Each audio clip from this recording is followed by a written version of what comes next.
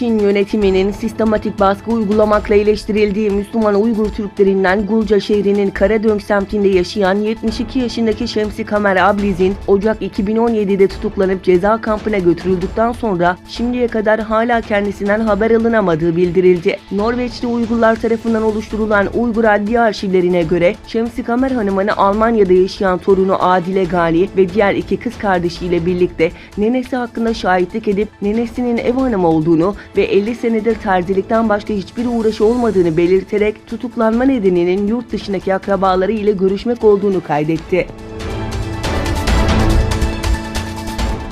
Hong Kong Özel İdari Bölgesi'ndeki gösteriler yönetimin suçluların Çin'e iadesi tasarısını geri çekmesi kararına rağmen devam ediyor. Carrie Lam'ın tasarıyı geri çekmesini yeterli bulmayan protestocular tüm taleplerinin yerine getirilmesini istiyorlar. Yetkililer Hong Kong Uluslararası Havalimanı'nda protesto düzenlemek isteyen Batı yanlısı göstericilerin girişimlerini havalimanına giden yollardaki kontrolleri arttırarak engelledi. Havalimanına giden otobüslerdeki yolcuların çantalarına maske bulan polis söz konusu yolcuları gözaltına alırken havalimanına giden hızlı trenin seferleri azaltıldı ve sadece tek bir duraktan yolcu almasına izin verildi.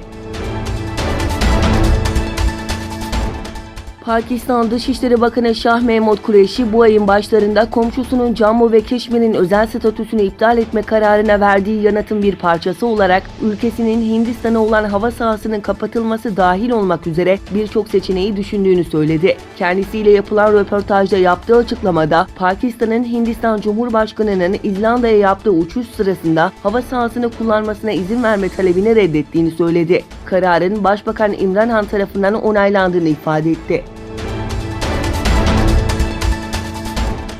Rusya ile Ukrayna arasında yaşanan siyasi ve askeri krizler sonrasında iki ülkedeki tutuklularla ilgili flash bir gelişme yaşandı. Moskova ve Kiev'den kalkan uçaklar mahkumların takasını gerçekleştirdi. Rusya ile Ukrayna arasında Kerç Boğazı krizi sonrasında tutuklanan 24 Ukraynalı denizcinin de aralarında bulunduğu esir ve tutuklu değişimi yapıldı. İçinde Ukraynalı 24 denizci dahil toplam 35 kişinin olduğu uçak Moskova'dan hareket ederken aynı dakikalarda Ukrayna'nın başkenti Kiev'den yine 35 kişinin bulunduğu bir Rus uçağı Moskova'ya gitmek üzere havalandı.